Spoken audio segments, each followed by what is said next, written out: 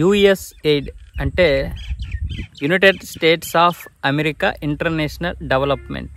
దీని పేరు మీద అనేక మందికి ఫండింగ్ ఇవ్వడం, దాన్ని ఇప్పుడు డొనాల్డ్ ట్రంప్ అయితే ఆపడం చూస్తున్నాం కదా. ఇంకా దారుణం ఏంటంటే ఈ యుఎస్ ఎయిడ్ ద్వారా ఉగ్రవాద సంస్థ అయినటువంటి హమాస్కు కూడా $2 బిలియన్ అయితే ఇవ్వడం జరిగింది కేవలం ఈ సంవత్సరన్నర కాలంలో. 2023 అక్టోబర్ 7 నుంచి మొన్నటి వరకు ట్రంప్ వచ్చేంత వరకు కూడా $2 బిలియన్ అంటే దాదాపు 16,500 కోట్ల రూపాయలు. అంటే ఇంత డబ్బు ఒక ఉగ్రవాద సంస్థకి ఇవ్వడమే కాకుండా మన మీద ఇచ్చినటువంటి 20/6/11 ఏదైతే ఉందో ఉగ్రవాద దాడులు చేసినటువంటి ఈ సంస్థకు కూడా కొన్ని నిధులైతే ఇవ్వడం జరిగిందంట బైడెన్ సమక్షంలో. అంటే ఇంతకంటే దారుణం ఇంకోటి ఉంటుందా?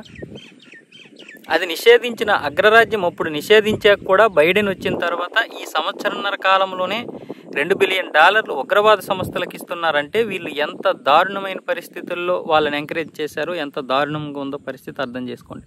అగ్రరాజ్యం లాంటి ఒక దేశమే ఇటువైపు ఇజ్రాయేల్కి సహాయం చేస్తూ మళ్ళీ హమాస్ కిందకి ఇచ్చింది యుఎస్ ఎయిడ్ ద్వారా. అంటే ఎంత ఏ విధంగా ప్రోత్సహిస్తున్నారు వీళ్ళని? ఇది డెవలప్మెంటా? ఇదేనా ఇంటర్నేషనల్ డెవలప్మెంట్ అంటే?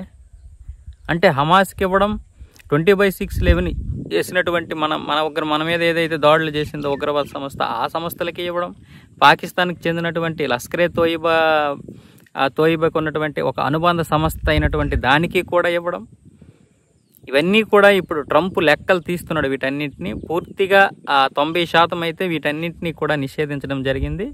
అలాగే దీనికి సంబంధించినటువంటి ఉద్యోగులందరినీ కూడా తీసేస్తున్నారు. ఆల్రెడీ ఇప్పటికే తీసేశారు చాలామందిని, ఇంకా పూర్తిగా కూడా తీసేసే పనిలో ట్రంప్, ఎలాన్ మస్క్ అయితే ఉన్నారు. అంటే దీనివల్ల ఎంత ప్రమాదమో అర్థం చేసుకోండి.